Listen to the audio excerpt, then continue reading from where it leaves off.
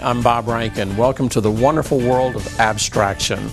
I had a wonderful teacher in Aspen, Colorado at Anderson Ranch. It's a think tank for artists. And this man's name was Ed Paschke out of Northwestern University in Chicago.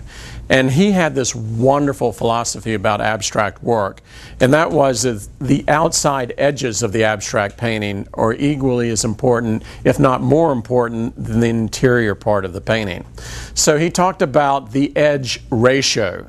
What do we mean by the edge ratio? Well, when we take a look at this abstract that I created, I think this painting works really well, and there's several reasons that it does. If I look at how the shapes come out to the outside edge, I'm going to start counting the number of edges there. And if it's an uneven ratio, then chances are it's going to be a much more interesting painting. For example, up at the top of this composition, I have two basic shapes coming out to the edge. Over on the right side, you can see that I have 1, 2, 3, 4, 5, 6, 7, 8 different shapes coming out to the edge. So that's a ratio of 2 to 8. Down at the bottom, I have 1, 2, 3, 4, and over on this side, I have 1, 2, 3, 4, 5. So that's an uneven ratio, and it just creates a much more interesting painting. What it also does is it automatically gives you an area that's going to be more interesting for your focal point. Instead of the main part of the composition always having to center in the center of the painting, then it automatically forces the focal point off to the side.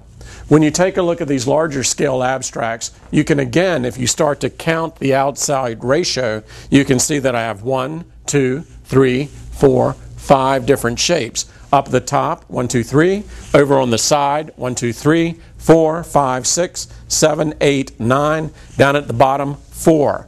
So again, an uneven ratio. It's crucial that you understand how to apply this to your compositions. Now, it works for abstract work, but it also is crucial when you start working with more representational work. This is an abstraction that I worked from one of Cézanne's paintings, one of my favorite painters, and I started to abstract it and break down his images into more simple planes. But again, if you take a look at the composition, the focal point moves your eye down to the left side. Now, why does it do that?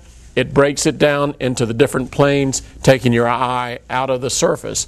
If you take a look at this shape, 1, 2, 3, 4, 5, 6, 1, 2, 1, 2, 3, 4, 5, 6, 1, 2, 3, 4. So again, another uneven ratio. Try this. It's a very simple thing to do, but I guarantee you that it'll improve your painting, whether it be representational or abstract. Thank you. I'm Bob Rankin.